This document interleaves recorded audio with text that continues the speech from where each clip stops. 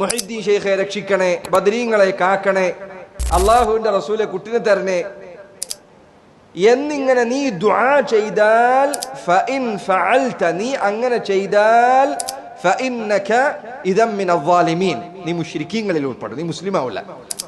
അള്ളാഹു പറയുന്നു വലാ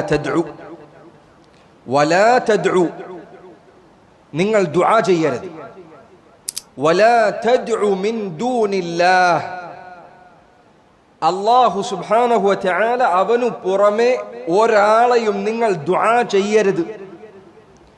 അറബി ഭാഷാ നിയമങ്ങൾ അറിയുന്നവർക്കറിയാം, അന്നകിറതു ഫീ സിയാഖിൻ നഹി തുഫീദുൽ ഉമൂം. ഞാനതിന്റെ ഭാഷാപരമായ നിയമം പറയുന്നില്ല.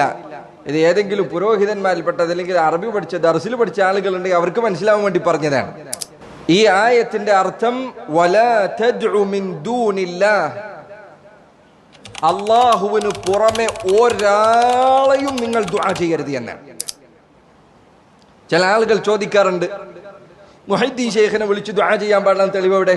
ജീലാനിയെ വിളിച്ച് ദുആ ചെയ്യാൻ പാടില്ല എന്നതിന് തെളിവ് എവിടെ? ഇതാണ് തെളിവ്. വലാ തദ്ഉ മിൻ ദൂനില്ലാഹ്, അല്ലാഹുവിന് പുറമെ നീ ഒരാളെയും വിളിച്ച് ദുആ ചെയ്യരുത്. ആരോടെങ്കിലും ദുആ ചെയ്യാൻ പറ്റുമെങ്കിൽ അതിന് തെളിവ് നീയാണ് കൊണ്ടുവരേണ്ടത്. അല്ലാഹു പറയുന്നു ഒരാളെയും വിളിച്ച് ദുആ ചെയ്യരുത് എന്ന്.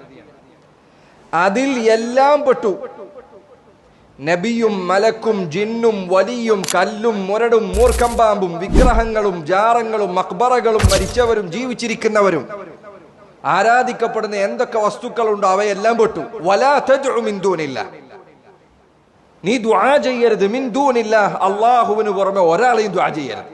ഇവിടെ അല്ലാഹു പറഞ്ഞു അന്നഹി ലാ തദ്ഉ, അറബി പഠിക്കുന്ന ആളുകൾക്കറിയാം ഇത് നഹിയാണ്. ലാ തദ്ഉ, ദുആ ചെയ്യരുത്, വിലക്കാണത്, പാടില്ല അല്ലേ?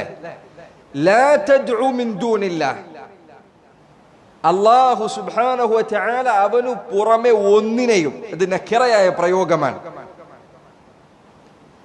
മാ ലാ യൻഫഉക വലാ യദുറുക, നിനക്ക് ഉപകാരമോ ഉപദ്രവമോ ചെയ്യാത്ത യാതൊരു വസ്തുവിനെയും നീ ദുആ ചെയ്യരുത്. ഫഇൻ ഫഅൽത, നീ അങ്ങനെ ചെയ്താൽ, നീ എന്ത് ചെയ്താൽ?